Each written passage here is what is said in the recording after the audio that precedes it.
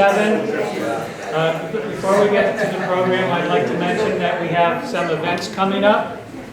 On Sunday, April 24th, is our Park Serve Day, and we'll be doing cleanup at the park. We'll be meeting at the headquarters building at Upton State Forest.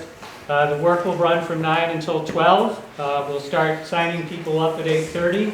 And those of you that want to stick around, we'll be serving pizza at noon for the volunteers. And then on Sunday, May 15, we're doing our Preservation Month walk, which is a walk in the footsteps of the Civilian Conservation Corps. Again, at Upton State Forest, we'll be meeting at the headquarters building. The walk starts at 1, and we'll be doing registration just prior to that. And then also the Friends annual meeting and potluck is on Sunday, May 20. Friday, May 20. The dinner or the potluck is at 6. There'll be a program as well starting at 7. And that program is on the history of the Civilian Conservation Corps camp after the Corps left. The camp was used basically from 1938 until the 2000s by a variety of groups. So there's a long and storied history there, and I'll be giving a presentation on that. I'd also like to mention that the Upton Grange is holding its Agricultural Day on Sunday, April 30. Sunday, right? Or Saturday? No, Saturday. Saturday, April 30. It's from 9 a.m. to probably about 3 p.m. And there's a variety of talks. The 4-H will have animals that you can interact with. And at 2 p.m., the Upton Grange will be presenting their Citizen of the Year Award to our very own Ellen Arnold, who started the Friends. In recognition of all the work that she's done for the forest. And then finally, the Upton Historical Society on Friday, April 22nd at 7 will be holding a program on Upton floods and natural disasters. So a lot of exciting stuff going on. I'm really excited about this program. Clearly the moths have returned, and we all know how devastating they can be, so I'm really anxious to learn about what we can do. The eradication or the control of Gypsy Moth was also a very important part of what the Civilian Conservation Corps did. They spent many man hours destroying or painting egg clusters, Gypsy Moth egg clusters, which strikes me as one of the most boring things that you could do, but they did it, and literally millions of egg clusters. But it's my pleasure to introduce Ken Hooch. He's the Director of Forest Health at the Division of Conservation and Recreation, and I'd love it if I could call myself the Director of Forest Health somewhere. But I'm really pleased that he's come tonight to talk to us about the Gypsy Moth and the winter moth. Ken, thank you. Thank you. Thanks for having me here tonight. If I talk too fast, which I tend to do sometimes, just tell me to slow down. Don't be afraid, just tell me to slow down. Or if I mumble, just say, talk louder. So the DCR, that's our name now. We've had many different names over the years. The State Department of Conservation, DNR, Natural Resources, and Department of Environmental Management. I don't know if all of you remember all these different names that we all had, but now we are DCR, Department of Conservation and Recreation. That was DCR is actually DEM and MDC, Metropolitan District Commission combined back in the Weld administration. I think that was back in the early 90s. So we're one big agency now. As was mentioned, I run the Forest Health Program for the state. We're actually a very small part of DCR. We have a very small staff. We used to be quite large, but as all government agencies, we're shrinking and becoming much more efficient in what we do.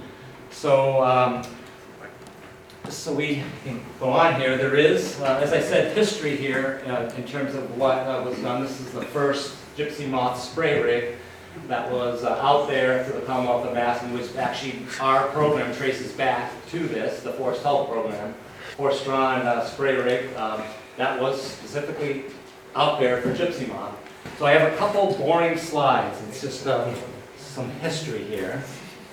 And if you can all read that. So 1869, if you're not familiar with how gypsy moth got started in this country, 1869, it was brought in experimentally by Etienne Trouvelot into the Medford, Mass area as a silkworm. He brought it in, this is right after the Civil War, where everybody wore wool and was looking for a replacement for that. Silk was actually like the polypropylene or smart wool, what we have today. Silk was something that they were looking to expand upon back in the day, and that, unbeknownst to them, the gypsy moth escaped from his home. And I'm not exactly sure how that happened or why it happened, but it got into some oak trees around Medford. If you're familiar with that area, there's a lot of oak in the Medford area. Oops, let me go back. There's a lot more to that. So the first major outbreak occurred right in the center of Medford in 1869. They didn't know what it was. By 1890, they finally figured it out, and they allocated $25,000, which was an awful lot of money back then, to eradicate gypsy moth. They thought they could get rid of it. They did figure out it was from Europe, and it was an invasive insect, and it was killing a lot of the trees because it had defoliated for quite a long period of time. So when gypsy moth gets into an area and starts defoliating 3 or 4 years, then those trees can't tolerate that much defoliation. You know that deciduous trees have to have leaves to photosynthesize, basically to feed themselves. So without leaves for the extended amount of time that happens, the trees are going to stress, and it's usually all these secondary things, wood borers, diseases. There's a disease, naturally occurring wood decay fungi in the soil called armillaria that can colonize the roots of the tree. All this is happening at the same time. As the trees aren't healthy enough to fight those things off, then they basically succumb. But gypsy moth is pretty much the start of all that. So anyways, they started spraying. They used a material called parascreen, which was, it says right there, copper acid arsenate, which is probably something that's super, super toxic. And at that time, people didn't realize what it could do to you. But then they switched to lead arsenate, which is just as bad, to control the gypsy moth. And it wasn't until a lot later on that they actually switched to DDT back in late after 1944, I believe it was. After 45, after World War II, they switched to DDT. So 1900, they discontinued the gypsy moth eradication program because they thought they had it under control. They thought they got rid of it. But one little egg mass with the 200 to 300 eggs per egg mass, it starts all over again. So they probably missed some. In 1906, they appropriated more funds to manage gypsy moth because it was spreading rapidly across the state and into other states. And they started looking for and importing natural enemies of the gypsy moth. Now that's a whole other story and presentation in itself. They brought a lot of things in from Europe and Asia as natural enemies to control the gypsy moth, and a lot of them were not good. They didn't do the research, the type of research that we do nowadays when we bring in, they're called biological controls, and we are currently releasing biological controls in this state for hemlock woolly adelgid, for emerald ash borer, and a lot of other biological controls for different pests across this country and across the world. Biological controls are the integrated pest management. They are the way to get rid of or control a non-wanted exotic pest. So that work was done, it started being done back in 1906. So I'm going to talk a little bit more about this entomophaga complex. It's called, the one that we're mostly concerned about, or the one that is helping us, is Entomophaga mimega, which was brought in from Japan.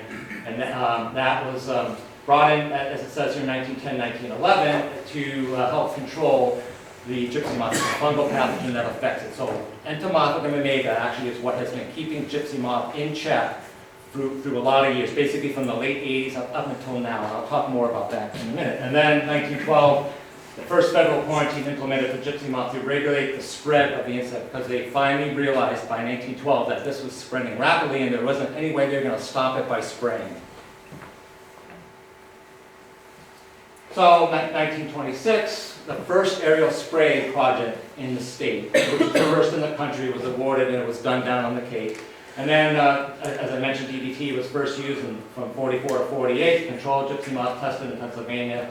Then Congress finally authorized, 1956, a national eradication program for gypsy moth. You see there's a big timeline between 1869 and 1956 that gypsy moth had a huge head start working against us and defoliating our trees.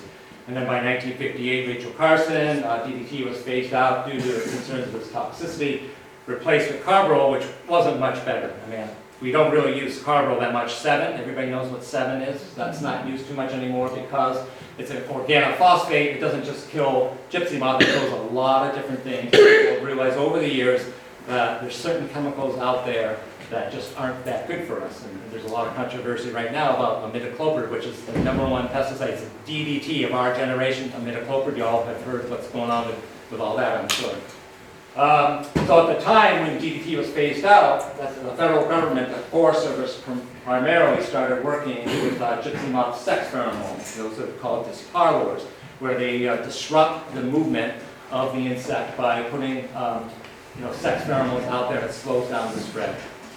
So after that, 1971, USDA allocated more money for gypsy moth research, and that's a lot of money back in 1971. In 1972 was the first year that Bacillus thuringiensis perstaki, its BT product that is currently the main pesticide being used against gypsy moth in this country and across the world for a lot of different lepidopteran type insects, caterpillar type insects. So, leading on to that, this is the current program right now. This is a slide from actually back, I got it out of the U.S. Forest Service manual on gypsy moth. So this manual is back from 2008, but it kind of shows what's going on in the country right now. There is a program the U.S. Forest Service funds every year. It comes right off the top of the Forest Service budget. It's close to $1 million. It's been dropping down. At one point it was up near $3 million, and it went down a bit. Down to like $1.5 million, but now I think it's at $885,000. The Slow the Spread program comes right off the top, first thing that gets funded out of the Forest Service budget from the first forest health programs.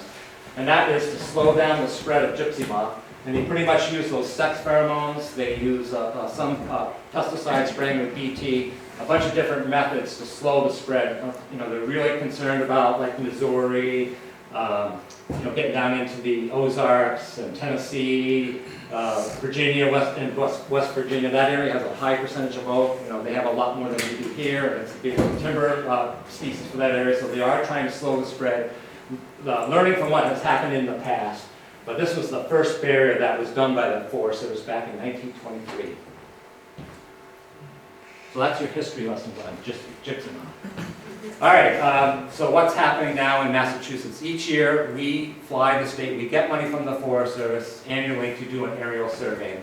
And I'm just going to point some things out here to you. This is last year's map. I probably should have put the last 2 years' maps, but gypsy moth over the last 3 years has really been building up, along with winter moth. And I'll tell you these here in a minute, but if you can see east of 495, and you're all like right about here, right? Mm-hmm. Right in this area. So it's been building up. It says deciduous there, but that's mostly because of oaks and gypsy moth and some winter moth. This area has been hit hard over the last 3 years. So the total acreage is 112,000. Last year it was under 100,000. The year prior to that was probably around 50,000 to 60,000. So it's almost doubled in the last 2 years the amount of defoliation that we've mapped. And we fly the whole state. There's an area out around the Quabbin right here that is continuously getting defoliated, mostly the islands on the Quabbin, if you're familiar with that area. Not exactly sure why that's happening, but I have theories. One of them is probably that the entomophaga fungus is not active out there. It's a dry area. And this is the, Douglas area maybe? Or is that over here? Springfield. No, Springfield's out here. Brimfield? Brimfield, yeah, Brimfield and South, I can't remember the name, South something, I can't remember. Southbridge, yes, that's that area right there, which got heavily defoliated by gypsy moth. So again, just breaking it down a little bit more in terms of acreage, you probably can't see that on winter moth and gypsy moth, which I'm going to talk about these a little bit in context here, mixed together. So that was the most defoliation in the state, and you see the green and the red.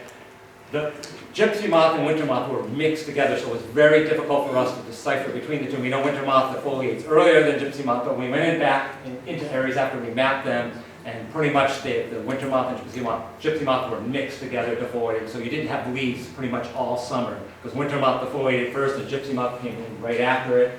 and anything that re-emerged from the winter moth defoliation was getting fed on by the gypsy moth and forced caterpillar too. So again, a lot of it is east of 495. And then we get other pest problems, which we're not talking about tonight. So I'm going to just start off with winter moth, just so you're all familiar with winter moth, right? You all know that winter moth is in this area. It's not heavily as it's been, like you don't see it too much in this area like you did the gypsy moth, but primarily in Bristol County down along the coast. It was real bad on the Cape, but I didn't see too much this year. Really, really bad up in Essex County. But the winter moth flight, from what I'm told, I mean, I live in the western part of the state, but I was told that winter moth flight was really, really bad in this area. And Yes. some of you probably saw it in late November, early December. Yeah. So more than likely, you're going to see some pretty heavy winter moth defoliation, and the cycle of defoliation with the gypsy moth on top of it could happen again this year. So Entomophaga mimega, the fungus I talked about that affects gypsy moth, it doesn't affect winter moth. It's not a fungus that affects winter moth. Yep. I have a maple tree that they got last year, Yeah. and all the leaves came out beautiful, and within a few days, boom, they were gone. And so I had the winter moth problem. Right. And somebody said that if it happens 2 years in a row, it kills the tree. It depends on how healthy the tree is going into the defoliation. It depends on the. It's 57 years old, tree. Yeah, it's hard to tell without looking at the health of the tree, but it depends on, if it's a red maple or a Norway maple or a sugar maple. I mean, they prefer red maple and Norway maple. They don't usually go after sugar maple, but they will defoliate sugar maple sometimes, but it depends on the health of the tree. But generally, 3 years of defoliation, it's 50-50 whether it'll survive, depending on whether you have a lot of Would moisture. it like drop over and hit the house? Or? It's hard to say without looking at the tree. I don't know the tree and without looking at it. Not just sell it. So anyways, again, 61,000, 62,000 acres of defoliation. A lot of that's probably gypsy moth too. And then you look at the gypsy moth, which is, 38,000. Again, you saw that map there, all mapped in, but the gypsy moth around the Quabbin, that area down there on Southbridge, where you are right around here. This is all out on the Cape, the southern part of the Cape. We did have actually gypsy moth out on Martha's Vineyard, but again, I didn't map it because it was smaller pockets. But you don't see it up here in the North Shore, because that was primarily mostly winter moth that did that defoliation. Milford got it with it too. Yep. Your winter moth was really bad in winter. Yep. So there are good things about winter moth that have happened over the years. There is a bit of federal money that's been funneled into winter moth too. And the biological control for winter moth is actually, it's called Cyzinus albicans, this fly right down here, which has been released since 2005 by the UMass Entomology Program with funding from the U.S. Forest Service and the USDA APHIS. Has been successful in getting established actually now in 11 sites. So this is going to be the future for winter moth. There has been experience in other parts of the country, out in the west coast and up in Nova Scotia, where this fly, Cyzinus albicans, basically made it so that winter moth was an endemic pest. It wasn't something that it's there, it'll always be there, but the fly keeps it in check, keeps it from causing massive defoliation year after year after year. So the difference with winter moth feeding that you see is it kind of skeletonizes the leaves. It's not like, unlike gypsy moth will eat the veins, it just basically eats everything on the leaf, right down to the petiole, where winter moth doesn't tend to eat the veins, it eats in between the veins. It's only, just like gypsy moth, only the males fly, the females don't fly, they're wingless, they have little stubby wings there. But the larvae do all the feeding. They, just like gypsy moth, when they do get up into the trees, they crawl up into the trees, and then they do a thing called ballooning, where they hang from little threads. So if you're walking in the station of winter moth, or gypsy moth for that matter, or a lot of the different lepidopteran type caterpillars, you'll see that they hang on threads, and that's how they get from tree to tree to tree. They can crawl, but most of the time it's the ballooning process when they're in the first and second instar, the younger stages of them, that gets them to move from tree to tree.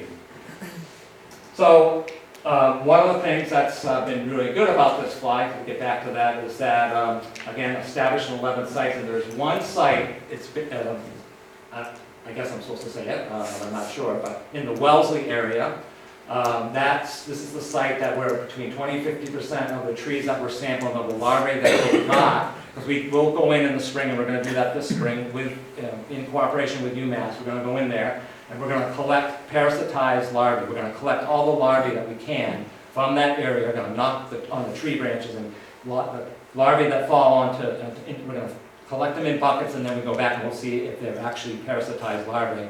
And then if they are, you rear them out, and then the flies come out of there, because what the flies do is they lay their eggs on the leaves of the tree. The female fly lays its eggs on the tree, and then the larvae eat the eggs as they're feeding on the tree. And then the egg inside of the winter moth larvae's gut, it expands, because the egg hatches inside and eats it from the inside out. So, science fiction. Really cool. Yes. So, it's, again, very successful. It's working. Again, established 11 sites, and that one site in Wellesley there is, this will be the first year, this upcoming May, where we collect. Before they had to go up to Nova Scotia, they actually went out to British Columbia and Vancouver to collect parasitized larvae. But now this will be the first year. They have enough parasitized larvae in that area to do collections and establish it and get those out even more. So winter moth, it could be another 10, 20 years before the balance happens, but this is a biological control success story. And this is all being done mostly from federal funding and in cooperation with the University of Massachusetts Entomology Program. And we help out when we can for There's a stuff. question over. Yeah? Then do we have to worry about being overrun by those flies then? Well, see, that I could get into, well, yeah, you won't, because this fly, they did a lot of studies on this before they ever allowed to release it. Remember I talked about how they released things back in the early 1900s for Gypsy Moth? There's a fly called the calosoma fly, and there's a bunch of other parasites and predators that were released that are a problem because they didn't just feed on Gypsy Moth. Well, this fly is very, very specific to this one insect. And they did a lot of study over the years from the 1950s on this one specific fly. And pretty much when they found that when the larval populations of winter moth go down, the populations of the Cyzinus go down at the same time. They coincide with each other. And they don't feed on, nowadays you have to do, they call them choice feeding studies, where you have to, which is what is happening with all the biological controls that we're releasing right now. You actually have to do all these studies to see what other insects a biological control in that family will feed on, or even other families. So there's a lot of research that's done prior to ever releasing a biological control. Yeah? Have you done any research with microscopic nematodes? I'm not sure if they have for winter moth, but I know they are with like Hemlock oleodalgid. I'm not familiar if they are with winter moth. Okay, because they work on ants and ticks and all that stuff, right? I know microscopic nematodes are they are being released as biological controls on different things, on different sawflies, but I'm not familiar, so I don't want to. Do they work on mosquitoes? I don't know. I don't know. I know there's an insect called the Cyrex noctilio that's the #1 thing biological control they're using for Cyrex noctilio is a microscopic nematode is the biological control. But I'm not sure on winter moth. So. Nothing that I've heard of, anyways. So Gypsy Moth, we're expecting in 2016 continued heavy defoliation predicted eastern Mass, primarily east of 495 and south of the Mass Pike. And this is just based on the egg mass counts. We go out, we survey where we're in an area. We do egg mass counts. We have Gypsy Moth plots set up throughout the state where we put burlap bands on the trees, and we go into these and monitor them every year. We're finding that the burlap bands aren't really working too well for us, but we go into an area where known defoliation occurred and do egg mass counts and make predictions based on that. And this is from years and years of this work being done back since the early 1900s, that you can make a prediction based on the number of egg masses, live healthy egg masses. So I happen to be working out this way today in the Blue Hills. If you're familiar with the Blue Hills area in Milton and Canton. The egg masses were incredible. They're huge, they're very healthy, all healthy live. If you squish them between your nails, an egg mass, and they make a snapping sound like Rice Krispies. that they're all alive. So everyone I squished was all healthy and alive, and they were very big, healthy egg masses. So, this is just outside of Boston, south of Boston, so that area is going to get hit hard. It got defoliated last year by winter moth and gypsy moth. So, what is happening? Why are we seeing this outbreak? Probably, again, the main reason why is these biological controls are just not active. The two main ones is the fungus I mentioned, Entomophilum mega. So that fungus, again, was released back in 1910, 1911, brought in from Japan, and it never really got established back then. That's why we had continued outbreaks after that period. Then it was reintroduced back in the mid to late, multiple reintroductions back in the late 1980s, mid 1980s by the U.S. Forest Service. And at that time, we were actually starting to see the populations build back up, and they were predicting major defoliation with not just gypsy moth, but a lot of different lepidopteran type insects. And the Entomophilum mega must have finally kicked in and took care of that population. We haven't seen that type of defoliation since, until just recently in the last 3 years, where it's starting to build back up again. And what's happening is we're just not seeing the signs of Entomophilum. And this is probably due, and these are just theories, it's not proven science, but one of the theories are is that we're going through drought conditions. And I know everybody says, oh, we've been getting plenty of rain. We had all that snow the last, not this past year, but the prior years to that. But that snow, if you remember, disappeared very quickly in the spring. It just basically went away very, very quickly because we heated up really quickly in the spring, and that moisture just went right out of the soil. So Entomophilum mega is a soil-borne fungi. It needs moisture in the soil to be active. And it's not just the last few years. If you go back in the weather records, which people do that, there are people that do that, and you study the weather records, you see in our summers we're not getting a lot of moisture in the summer. Our soils have been pretty dry.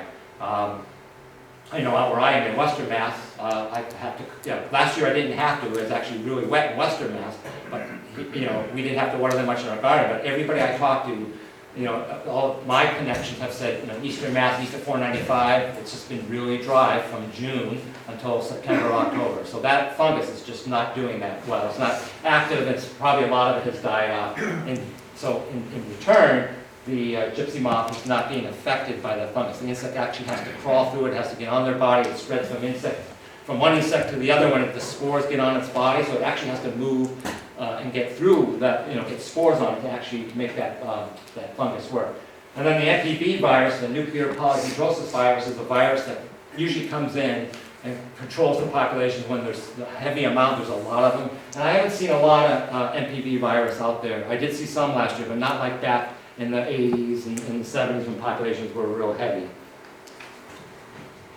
So just a little bit of a comparison between, I've already talked about this, the gypsy moth and the winter moth.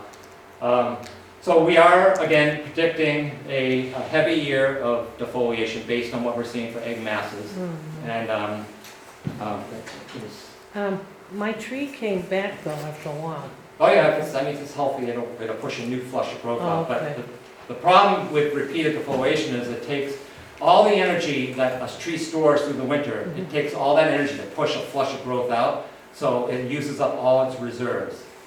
Trees, they have reserves. So, and then to have to push another flush of growth out, it takes up a lot of energy, and it takes more photosynthesis. That's how the trees get their energy, from leaves, the sun and photosynthesis and your basic botany. So I do have just a few slides here of what happened. This is actually down in Nickerson State Park, which is one of our really heavy hit areas. They were eating the pines, so now a lot of the pines down in the Cape, from the winter moth, the gypsy moth, they defoliated a lot of the pines. Actually, this is in Plymouth too. And there was whole areas where the forest. This is a picture I took in August, where it just didn't have leaves all summer long because it was. This is in the Plymouth area. Winter moth, gypsy moth, forest tent caterpillar, and then fall cankerworm. All of them feeding all at once. So it wasn't just the gypsy moth. Did the leaves come back? The leaves never came back. As soon as they came back a little bit, there was another defoliator feeding on us. And then, when the gypsy moth, how the gypsy moth, the cycle is, if you're all familiar with how it operates, there it's, egg, larvae, they pupate, and then the female males come out and do their thing, and then, the female lays her eggs. So you can see the female here, the male, on top of her And then the next slide, but, that's actually in Plymouth.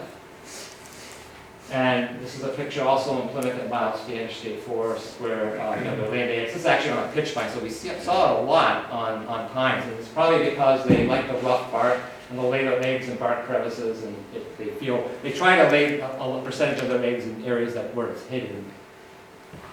Is it true, somebody said that, I guess they go up in the tree in the day and then at night they come back down and go in the Some ground? do, yep, some do. So the guy was telling me you have to treat the thing before they go back up again. So a lot of people did that banding. They put tin foil or they put burlap around the trees, and they put a lot of people put Vaseline, which is not good because the Vaseline actually, when the heat dripped off and got into the cambium, it killed a lot of trees. I know people were trying to do everything they could, or they used tanglefoot, which really wasn't that good either. You're going to kill some of them, but you're really not. You're not going to stop the defoliation because, again, they're ballooning. They're up in the canopies ballooning around. They could come over from your neighbor's trees. It's pretty much, it makes you feel good. You're probably killing some, so that makes you feel good that you're killing some, but you're really not going to really slow the population down. You're not going to slow the defoliation down. It's going to happen no matter what you do, unless you decide to use pesticides and spray. Is there a way to prevent it that's not pesticide? Or? No, this entomophaga fungus or biological, other biological controls. I heard that the CC people used to, Paint with creosote. they used to roll all the rocks out of the stone walls of the breaks. That's why a lot of the stone walls are disrupted. For gypsy moth egg masses? Yes. I think back in those days, they did anything they thought, because they found egg masses on rocks, thinking that if they broke them apart. I've always been told, and actually, this is just recently, I've always been told you break the egg mass apart, like just take your thumb and break the egg mass apart, they're not going to survive. And I just talked to a Forest Service ecologist, he said, no, that's bunk. They'll still survive. You have to Really? spray them with something when you do that, soapy water or whatever. Even then, they used to paint them with creosote. Yeah. That's what the CCCs did. They actually had tree climbers that went and painted creosote on every egg mass that they found, and it didn't stop them. Got a question. What happens, I went around with one of these little battery-powered vacuum cleaners, Black & Decker dust buster, and scraped them off with a really stiff brush and vacuumed them. But some of the eggs landed on the ground. Now, anything that lands on the ground, does the winter kill that stuff off? Do they have to have an intact? No. Well, that's what I was saying. I was always told you break the egg mass apart, then they're not cold hardy. But again, I was talking to a Forest Service person just recently, and they said that no, that's not true. Those eggs, they're acclimated to our climate. They are hardy.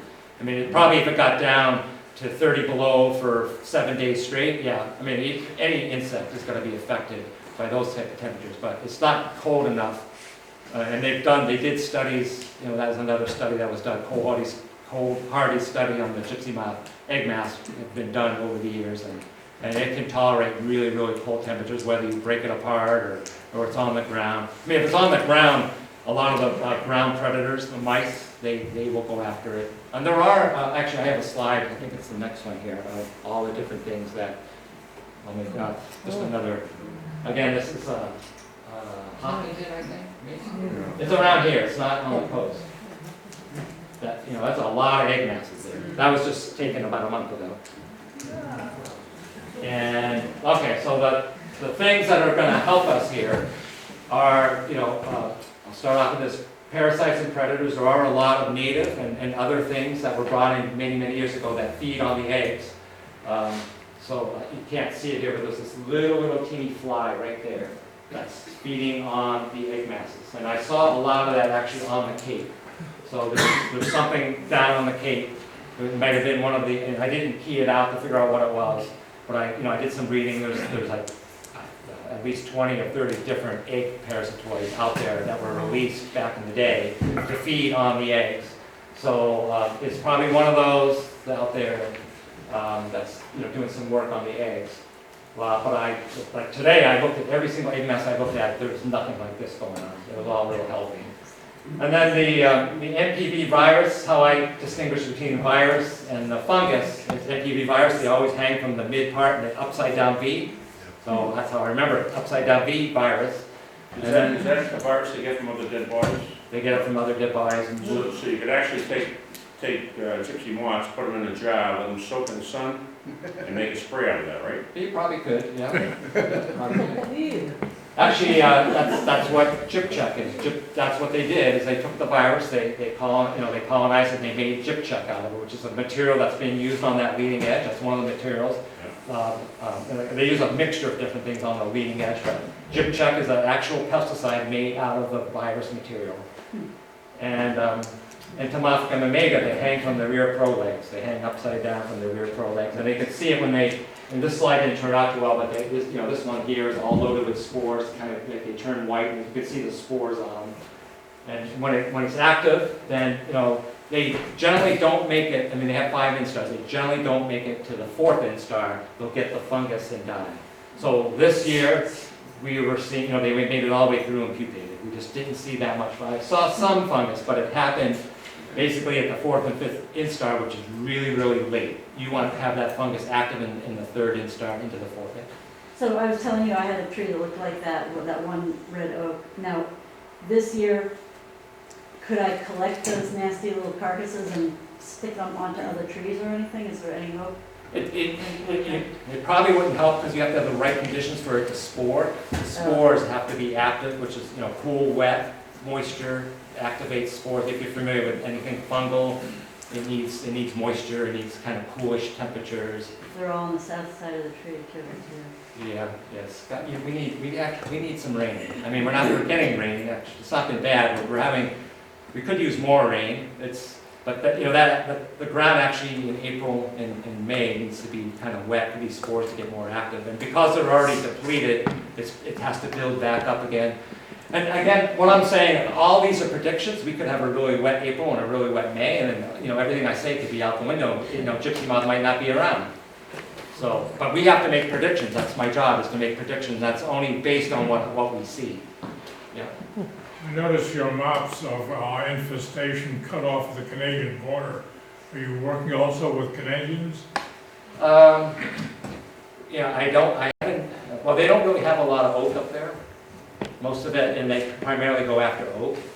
The forest type pretty much changes. The boreal forest changes, so you're going into a spruce fir type forest once you get up into mid-Vermont. Like, Vermont doesn't have a gypsy moth problem. Northern New Hampshire doesn't have a gypsy moth problem.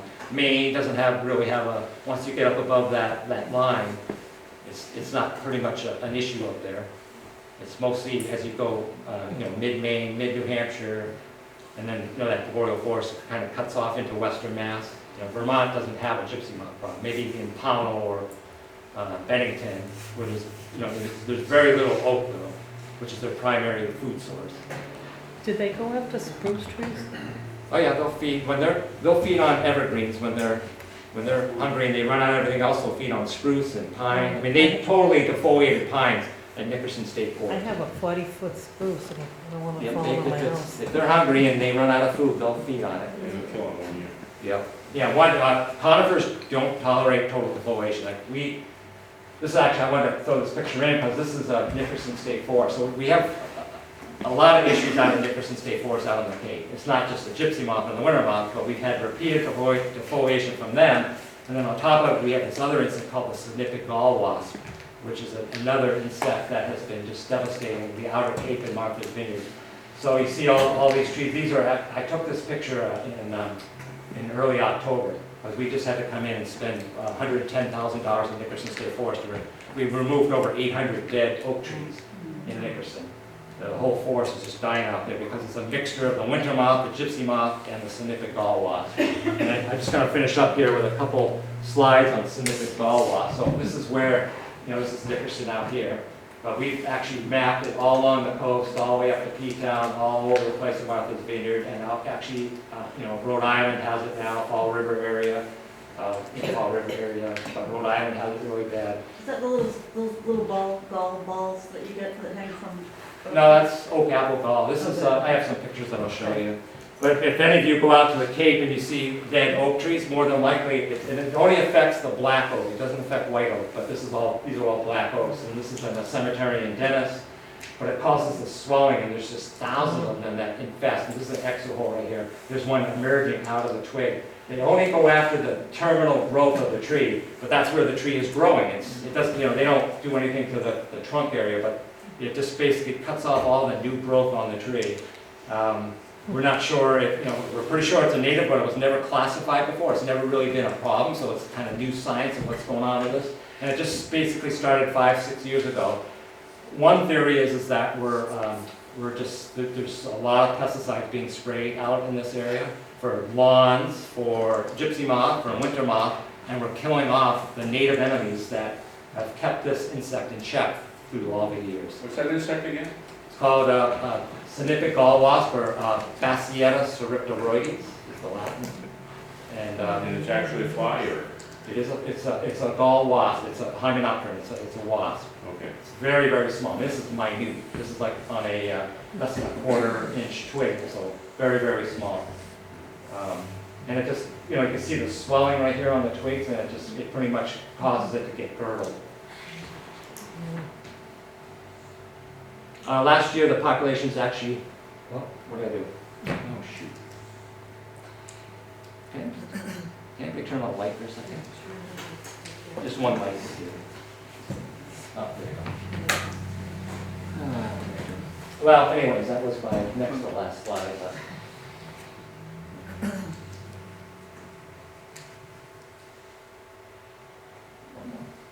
Oh, that was my last slide. All right. Sorry about that. Now, I know that people don't like starlings, but the last time we had this, that was the one bird that I observed that would eat gypsy moth. Well, yeah, there's a lot of birds that will eat the eggs. Unfortunately, because they have that butterscotchy stuff around, a lot of birds don't like it because it irritates their throats. And mice will eat them. The white-footed mouse is a big predator, but you have to get it to down onto the ground so the mice can eat it. Birds will eat first instar, but once they start getting the second, third instar, the hairs get longer and the birds aren't liking them too much. There are things out there that will feed on gypsy moth larvae, but it's just the numbers. You're playing a numbers game. There's a lot of them. Some of them get, predators will go after them, but at some point, then they seem, the numbers win out. Do the squirrels eat them? I don't believe squirrels go after, no. So are you saying that there's really nothing that we can do to protect our trees? Like if we have a special tree that we maybe invested in that we don't want to have invested, I know that we're not going to be able to really do anything with our neighbors, but if, as a neighborhood, if we were to, what can we do? So, you can hire a tree company, certified arborist, to have the tree sprayed with a pesticide. So, we recommend as a biological control agent, Bacillus thuringiensis. We don't recommend any of the toxic pesticides, and BT is specific to that type of insect. Can I buy it at the store? I have a little leafy cherry, so I go and ask for this and... Yep, BT is, you can buy it at the store. What's it called? Bacillus thuringiensis Kerstaki. You have to get that one. There's a lot of different BTs out there. There's like milky spore. Do you know what milky spore is that you use for grubs? That's a form of bacillus. But that's populae, Bacillus thuringiensis populae. But Kerstaki is the one that's made specifically for Lepidopteran type insects. So when I go walk the dog, I could take my little squirt bottle and squirt it with that? No, they have to eat it. It's not a contact. He has to get it on the leaf, and then they have to eat it, and then it's a bacterium that they ingest it, gets in their gut, and it's like these little crystals, and it perforates their gut wall, so they pretty much starve to death. Can you buy it at Home Depot? No, I've never seen it at Home Depot. Where do you buy it? You'd have to go to a garden store. I don't know the garden stores out this way. Out where I am, there's Koopmans will order it. Oh, Walmart? No. Agway used to sell, but I don't know if there's any. Ace Hardware, will they have it? Probably not. Koopmans and Grafton has a. It has to be a pretty all the good different or species. online. You can get it online. You said you have to spray the leaves? You have to get it on the leaves, and you have to get it there, you know, you want to have it on there for before first and second, it's timing is the thing.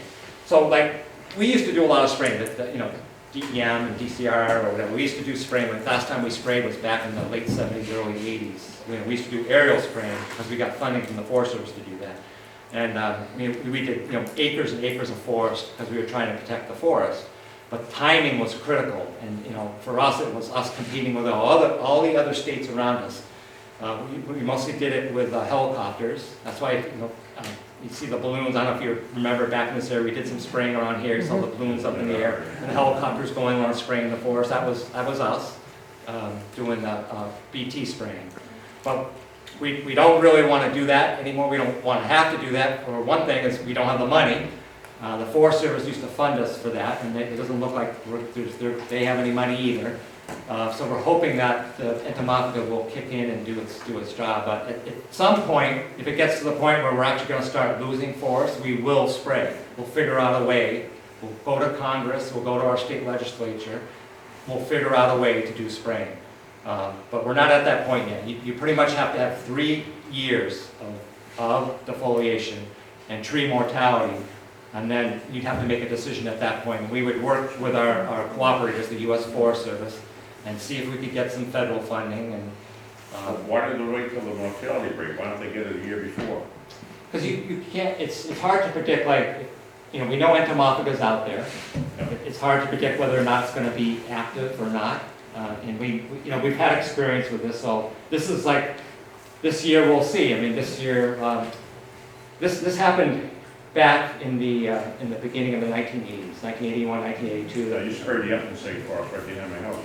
Yeah, that was one of the spray. In the late 70s, early 80s, we were having a big infant Yeah. spray Right. of those. Yeah. Right, And that was, I managed the hardware store at that time. yeah. It was an Aubuchon's. And So it was 3 years though. I don't know if you remember. But like, it we took a didn't while spray- before the Aubuchon started getting the, I think it was a viral spray. Yeah. One thing I wanted to say about the spray, because I remember having to do it, is they recommended you spray the underside of the leaves, because rain would wash off the spray from the top side of the leaves. And a lot of times these caterpillars would go to the underside anyway to get out of the sunlight. Right. They do tend to feed on the underside some. So spraying underside was better than the top Yeah, side. it might last a little bit. But usually you have to have an infestation before stores will start carrying it in Right. any quantity. And we're not at that point yet. This is basically, you know, last year was the first major defoliation, and it wasn't, I mean, until we get a major defoliation like back in the late 70s, early 80s, that was, you know, close to 300. You know, we have 112 of winter moth and gypsy moth. It was over 300,000 acres. You know, there's one year was 550,000 acres. It was a lot of forest, oak forest that was defoliated back then. The whole state was defoliated. We're not at that point yet. And we have to convince the Forest Service to help fund us. And then, you know, we have to compete with all the other states around us, because they're all you know, if it's that type of defoliation you're seeing, then, you know, you have to compete with some of the big major states like Pennsylvania and New York, which are currently getting some funding to spray. But again, that pot of money is just diminished. I got a question. If timing is everything, so now I have buds on my tree. So the minute the leaves come out, you do it right then, or how? So for winter moth, you know, my recommendation for winter moth is to use a material called spinosad. Spinosad works better, and it's what is recommended to control winter moth. And spinosad, that's the chemical name. Conserve is a brand name, and that's just one brand name. There's a thing, I think it's called Captain Jack's Miracle something or other. I mean, there's all these different brands now of spinosad. But look on the label, and if it says spinosad, that's what you want for winter moth. Can you spell that, please? S-P-I-N-O, Spino, Okay, S-A-D. okay. And then that, for winter moth, it's critical that you get it on the leaf just as soon as the leaf emerges. And winter moth, unfortunately, does feed in the bud. If it can wiggle its way into the bud, it does some feeding prior to the leaf even expanding. So you might have some defoliation on the leaf as it's coming out. But spinosad is what you want to use for winter moth. I mean, you're not, if you're having your big tree sprayed, you're going to have to hire somebody, right? You're going to have to hire an arborist. I have one 40 feet high, so So I ain't that high. you'd have to hire somebody. You'd have to do that on your own. Does this stuff cause cancer, anything? As an environmental agency, we don't recommend anything other than, ones that are environmentally friendly. That's why spinosad is a bacterium specific to that type of insect. BT is a biological, it's another bacteria that is specific to lepidopteran type insects. Just so you know, you're not just killing gypsy moth, you're killing other lepidopteran insects too. There's other lepidopteran type insects that it can kill. Yeah. The BT does. BT, yeah, but specific to that type of insect. Feeding, because it has to, a lepidopteran, a caterpillar has to feed on it to die. It has to get into the gut. Does it hurt the birds? It doesn't hurt the birds. No, it doesn't hurt the birds. Yep. What is the frequency on that? The situation I have in my yard is enormous under home, that basically the bottom half is just gone. The top half seems to be okay. I don't know if they can go that high or what, but, So you must have winter moth feed. yeah, and then coming down on the smaller apple trees I have in the yard. And I have sprayed, I have used that Captain Rose or whatever. Yeah. But I don't know if I'm not spraying enough or Yeah. over time. It but lasts 7 days. it lasts- It doesn't last very long. That's one of the issues with spinosad. That's why timing is critical. Like you want to get it on next, because you want to control the winter moth in the first and second instar. So if you're 7, they're probably starting now. But you don't want to overspray because the stuff is super expensive. You don't need to. If you know you have winter moth, I mean, you're basically going to try to control it on your smaller trees. Yes. So you got to monitor the bud break. As soon as you see the bud break open, you see a green tip, any little bit of leaf coming out, spray it. And then maybe when the leaf comes out, 7 to 10 days later, spray it again. Because if it rains in between there, But it seems like it's wave after wave because they keep coming. well, they could be coming in from you neighbors, and they do hatch at different times. How long is the window? Is it Well, a month? pretty much they feed heavy for 3 weeks, so you gotta, and it's hard to say because they could, in Essex County, which is a little bit colder, they could emerge in the second week of May, where down in this area here, it's a little bit warmer. It's based on growing degree days. You know how to watch growing degree days? I should know this, but I don't know the hatching of winter moth. It's probably right around 100, 120 growing degree days. That'd be my guess. And we're not even at 50 yet. Yeah. Are there arborists that are specialists in the eradication of, or at least protecting the trees? Oh yeah, there's a lot of mass certified that. And is there a site that you know where we can go to? Mass Arborist Association has, my recommendation is a mass certified arborist. And you would look under the mass certified arborist page, you would look for ones that specifically do spraying. There's a lot of mass certified arborists that don't do spraying.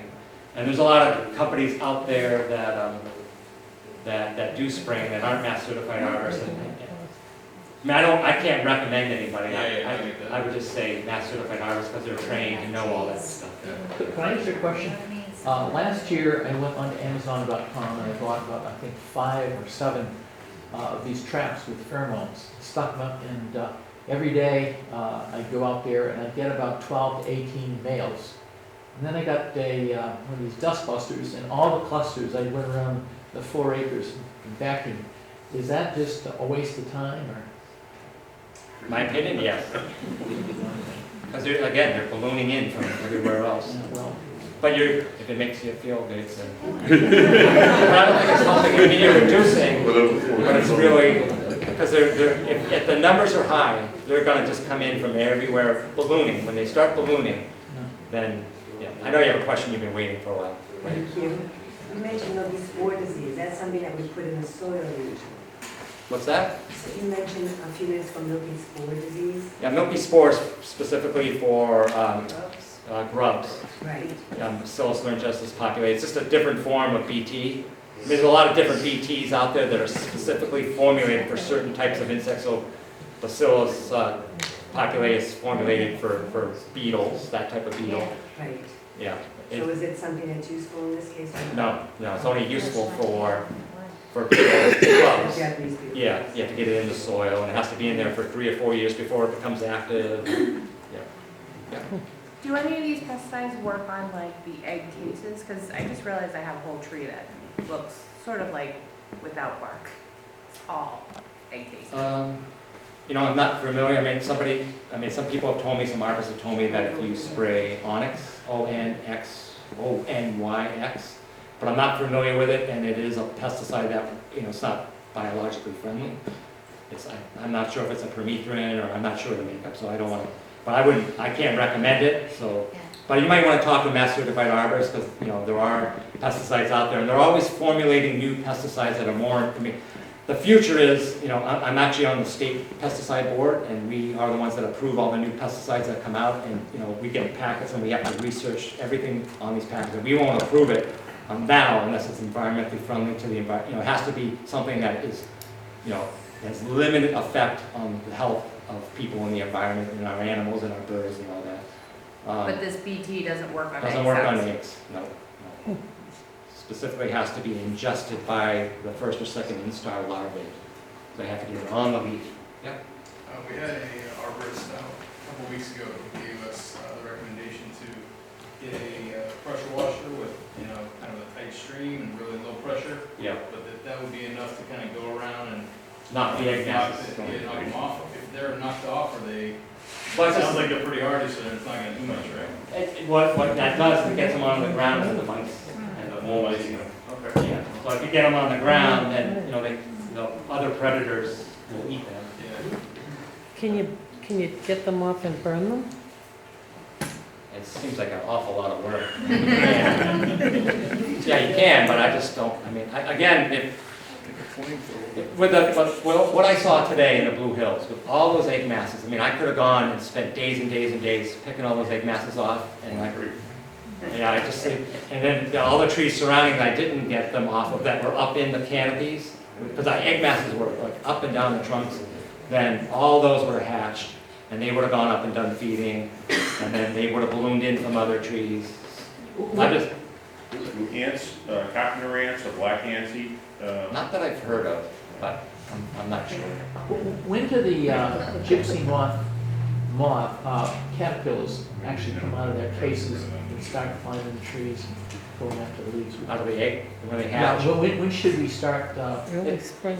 It's weather dependent, but it could be anywhere from the first week of May. Generally, we say, first week of May into, like last year, it was the second week of May they hatched.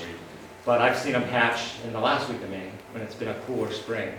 And I'm not sure, I know I should know this, but you should look at growing degree days. UMass Extension has a website out there, UMass Extension, that you can actually look up when all these different insects hatch, and it's all based on growing degree days. And if you're not familiar with growing degree days, it actually tells you how to measure growing degree days. So it's 50 degrees during the day, it can't go below freezing at night, and then you start accumulating base. It's like heating degree days, the heating degree days for in the wintertime and growing degree days.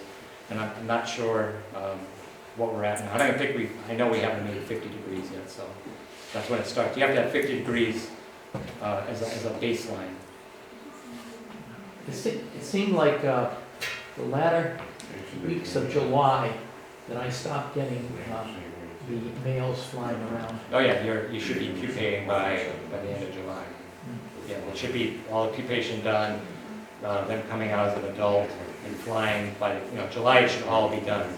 There's forest tent caterpillar, which I meant to put up a slide on some of the other insects that we saw in this area. Like if you're not familiar with forest tent caterpillar, it looks like eastern tent caterpillar is the one that's on like crab apples and cherries and all that. It has a stripe down its back. It's bluish with a white stripe down its back. Well, forest tent caterpillar has that same blue color, but it has a series of keyholes down its back. And it doesn't make a web. Forest tent caterpillar, even though they call it a tent caterpillar, it doesn't make a web. It feeds a little bit later than Gypsy Moth, but that was active too down on the South Shore in Martha's Vineyard. There was just as many of them out there as the Gypsy Moth. So, again, and there is an entomophaga that affects the forest tent caterpillar, which I can't remember it's an entomophaga. I don't remember what the species is, but the genus is another entomophaga. So that wasn't active either, because the forest tent caterpillars were everywhere. I go around and actually clip the different tents and then destroy them. That seems to keep the, Well, that's the eastern tent caterpillar, but that's different than forest tent caterpillar is just like gypsy moth. It's a free feeder. It's not in a web. Yeah. Yep. I mean, we've got a lot of information here tonight. Is there anywhere we can go online and you know, find out, you know, look at your presentation or? We're gonna have it on Upton Cable, and a couple of other towns have already asked Glenn if they can have it, so if you wanted to see a repeat, you can book at Upton Cable. Yeah, fortunately, I have a very small department. It's pretty much me and this woman that works for me that does a lot of Okay, forest you don't have brochures or any? To be honest with you, I forgot them. I have all these pest alerts that tell you about gypsy moth and winter moth. I forgot. If you I just found- Google like winter moth Actually, or yeah, gypsy moth, yep, the USDA site Yep, has information. that's what I would hand out to you, because I Okay. get pest alerts from them from the Forest Service. And if you just Google it, you can get their pest alert right off online. I found the websites on the UMass Extension to be pretty much the best. Yep, they have really good materials, UMass Extension. There's a lot out there on the web now. Yep. So in the 80s when we had that deforestation from the gypsy moths, they were rampant, they were everywhere. That was after that, they tended to die off. Was it because they got infected? Yes. They were dying and they infected the other ones? Yes, it was So- primarily due to entomophaga mamaga. So that's what happened? Yeah. And it knocked them down for, well, I don't know, what, 30 years or something? Yeah, I mean, we monitor for gypsy moth. Every year we can find gypsy moth, but Right. we just don't find it at the numbers that we're seeing right now. Right, so it's coming back up again. It's coming back up. That's what's happening. Our theory is, again, it's a theory, it's not something that we spent lots and lots of dollars trying to, but it's that entomophaga mamaga is just non-existent. That's based on what we're seeing. We're not seeing it like we have seen in the past. Now, the BT, Yeah. I just want to understand, because this isn't like something that's going to kill them immediately, but they're going to get it. If I remember the last time, they said that you needed like humid weather or something, and then all of a sudden we started seeing, as Pat just said, they kind of started getting limp and dying. Is Well- it temperature consideration or humidity or anything? No, not BT is the pesticide. Oh, it That you is, okay, spray. then it's the other. Yeah, entomophaga is a soil-borne fungi. Okay, So to be active, you need like wet, cool, moisture soils to get that fungus going in the soil. It's naturally occurring in the soil. I mean, this one is, there are all these different entomophaga.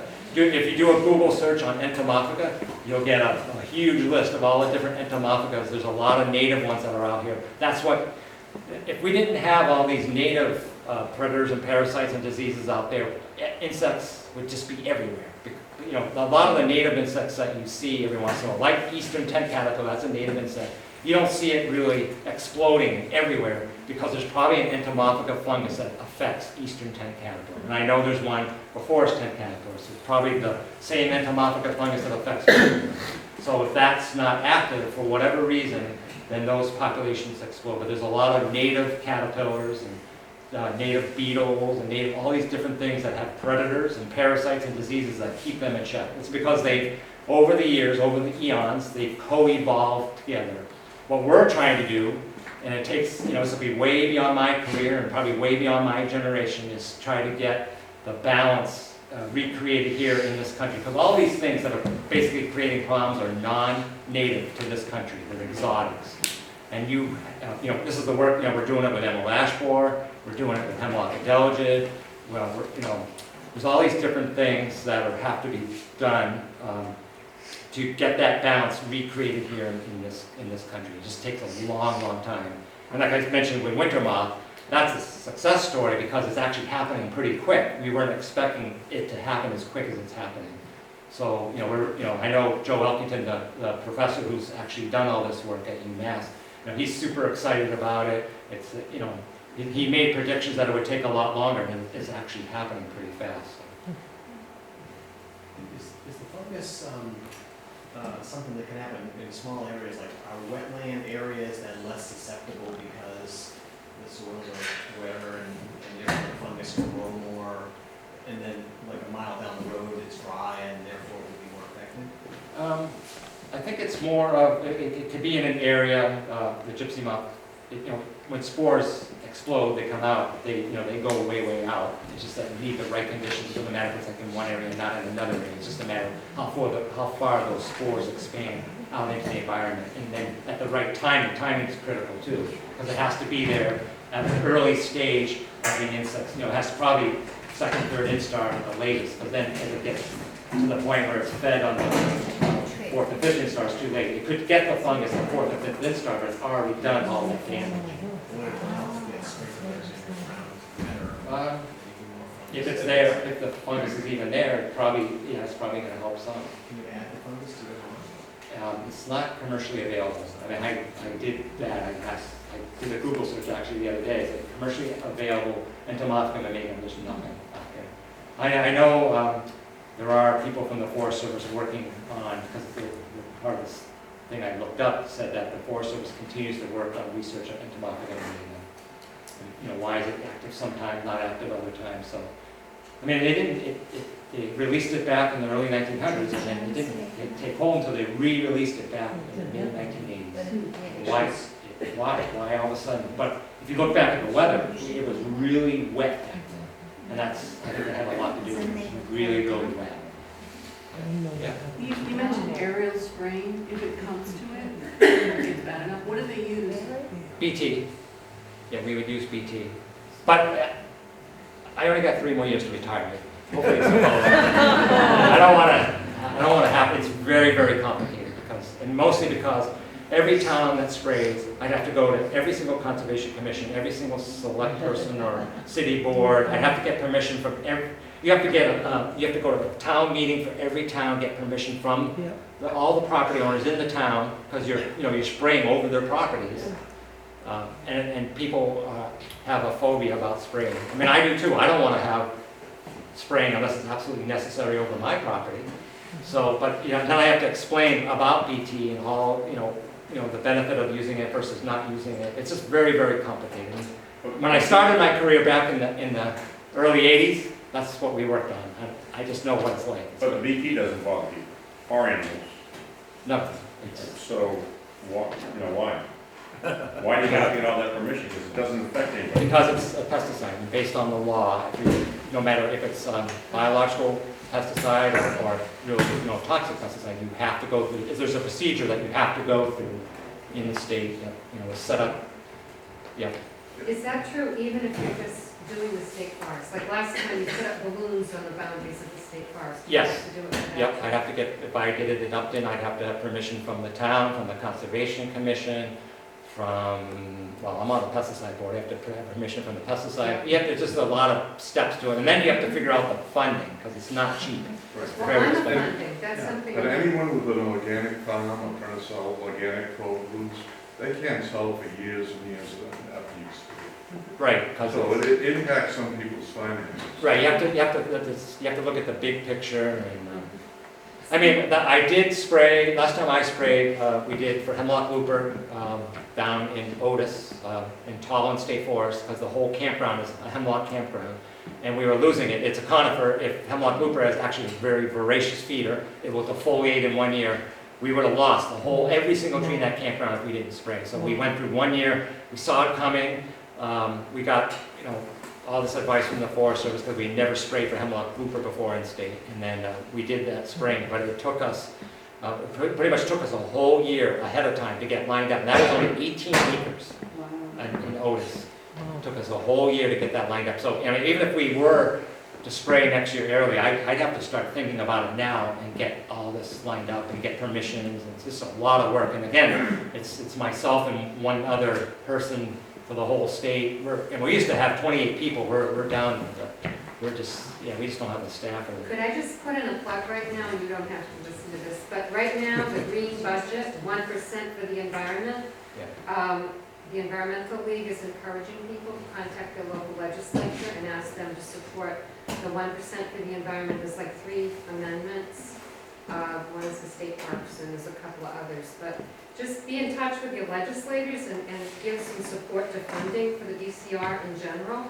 And your department is one of those many that the money trickles down to. But this agency, I forget the percentage, but you've lost a tremendous amount of people, like 600 people.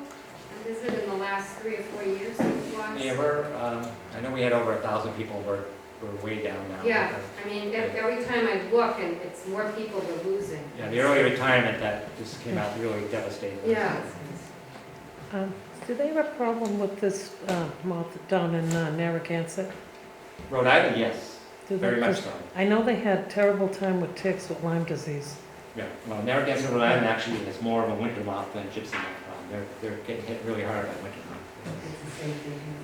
We're also in this town facing, they're asking us about spraying for Zika virus. Right, yeah, all the towns. So what, in terms of, I'm sure it won't have an effect on this, but, I would say, well, what they're gonna wanna use, because I do know a little bit about that, is there is a bacillus specific for mosquitoes. And any place where there's standing water, actually you can buy that at Home Depot, those little tablets that you buy for mosquito control, that is a bacillus. So it is biologically friendly, it's specific to that type of insect. I would definitely, if somebody says, can we spray for it? They're gonna do treatments for standing water. And I'd recommend it. I had horses and I did that treatment because the mosquitoes were really bad where I lived, and it worked. It definitely worked. you did the discs? I did the disc where there's bodies of standing water, not drinking water, but Yeah. where there's like areas where there's standing water all the time, and it's kind of, and I know it worked in my yard. I put it in the catch basin by our driveway and tie it in a string. It works. That's what our mosquito board is another one Catch basin, that's the work that they do. I think Weston has a garden center. No, I don't know if it's any different from the one you buy at Home Depot, but they make some especially for bird baths. Yep. That is supposed to be non-toxic. I wish I can remember, it's a bacillus, I can't remember the species, but it is definitely a genus of, the genus is bacillus. So. Well, last week they had on in the Milford Daily News, Board of Health, you don't have to worry about the Zika virus in Milford. 2 days later, it was on TV, they already had it in Missouri. Yeah. Well, they're catching it in traps. It's not to the point where it's actually, the disease isn't there yet. They're catching that gypsy mosquito. Doesn't mean that it's carrying the Zika virus, but they're catching the mosquito that can carry it. Yep. Back when we got the Gypsy Moths the last time, I had a very large oak in my backyard, and I had a little pump sprayer, and I could only reach as high as we could reach. But all those leaves, as high as I could reach, were virtually untouched. Right. The rest of the tree that went up feet and feet and feet, wiped out. Yep. I used 7 back Yep. then. Now I know you're not going to recommend it, but does 7 work on winter months? Oh, it's great on gypsy moth. I mean, when I started my career, that's what we sprayed. We sprayed it everywhere. And winter months too, right? Yep. Okay. Yep. It's organophosphate. The reason why they don't recommend it anymore is because of the longevity of it in the environment and the fact that it kills a lot of different things, not just lepidopteran, but it kills. They found out, if you do a lot of 7 spraying, and I realized this because I actually worked for a company that did a lot of spraying with 7s, you kill all the natural enemies that are keeping other insects in check. So if you're spraying a lot of 7, you're going to see an awful lot of spider mites, just so you know. If you're spraying, because it wipes out the predators of spider mites. We have a crewis that was wiped out by the winter moths last year, and it never came back, and it just started coming back. No, it Finally came back, but it looked like it was really gone, so I'm not sure it survived. And So I'd be willing to spray 7 on that. Yeah, if you're specific, I mean, again, I'm not recommending it, but if you're specific with one small plant, but if you're spraying it on everything, you're doing a disservice to your own yard, basically. Could I ask a question about the female gypsy moths? Anyways, you say that they don't go anywhere. So what happens is, in the spring, the small caterpillars will balloon over to a next tree, and they will climb up high into the tree to go after the foliage, and then they'll go into their little pupae.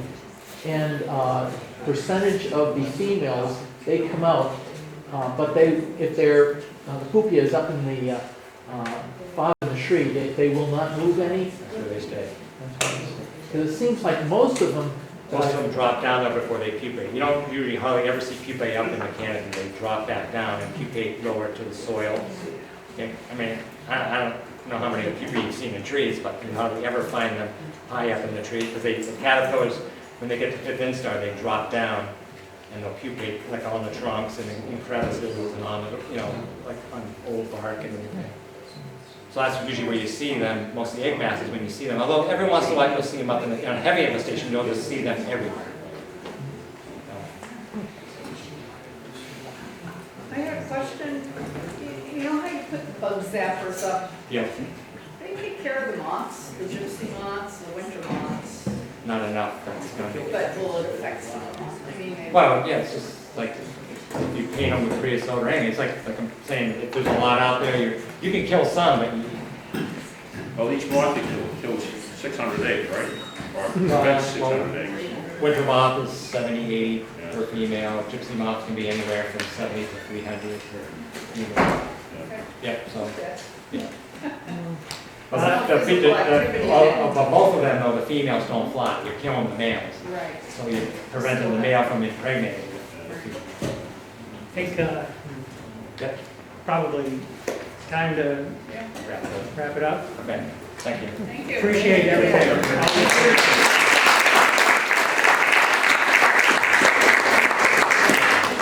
There are refreshments still over in the corner. Help yourself.